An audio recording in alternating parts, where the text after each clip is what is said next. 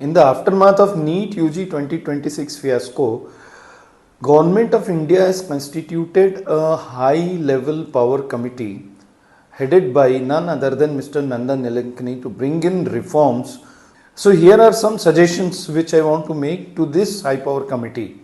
First is, it's not just the matter of test, it's the matter of trust.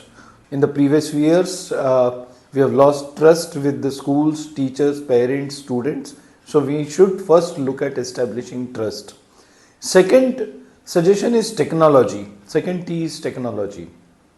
I think if we shift from paper pencil to CBT, the things will get relatively very easy. Wherever paper pencil is used, there is a chance for leak, and we have a over dependence on one single examination for assessing millions of students.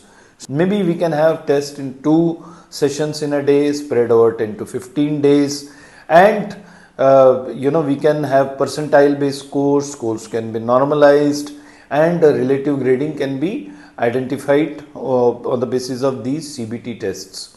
Approximately some 30, 35 or 40,000 questions can be put into a question bank, and those can be further categorized into A, B, C, D, E, F, G, some 7 or 8 different categories, qualifying as very tough questions, qualifier questions, or entry level questions, tricky questions, application based questions, and every question can have a separate weightage which will help generate the final normalized score of that particular student. So this kind of a working will definitely make the process easy, transparent, and more reflective of the students' capabilities.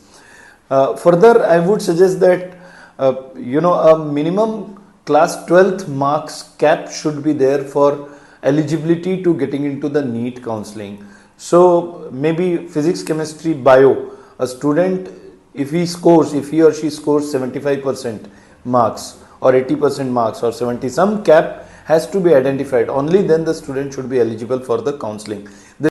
Then just like we have JEE mains and JEE advanced, why can't we have NEET mains and NEET advanced?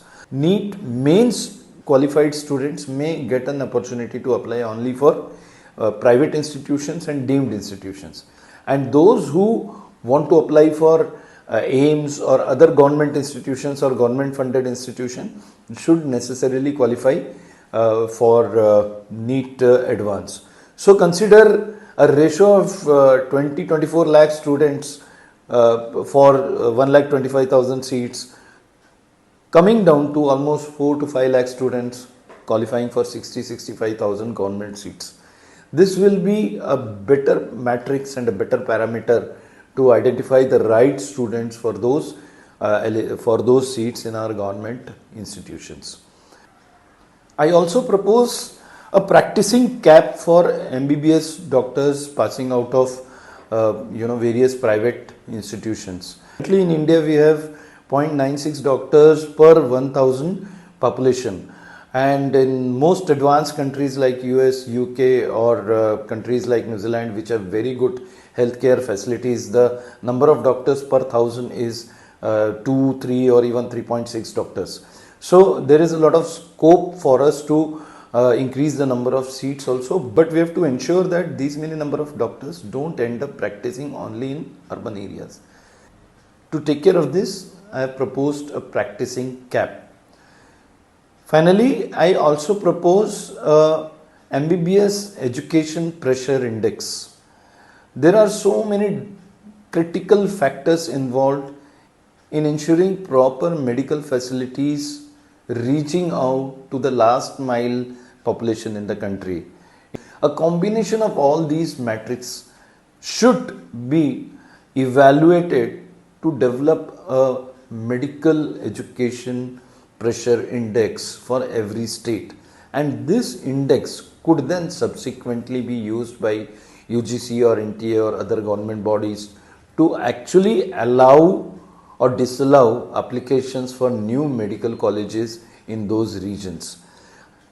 If these suggestions are given a thoughtful consideration, I am sure we will be able to organize NEET exams in an absolutely free and fair manner, and also ensure that the medical facilities reach out to the last mile population in our country. This is Dr. Ajit Varwandkar, career counselor and psychologist, myaglakadam.com.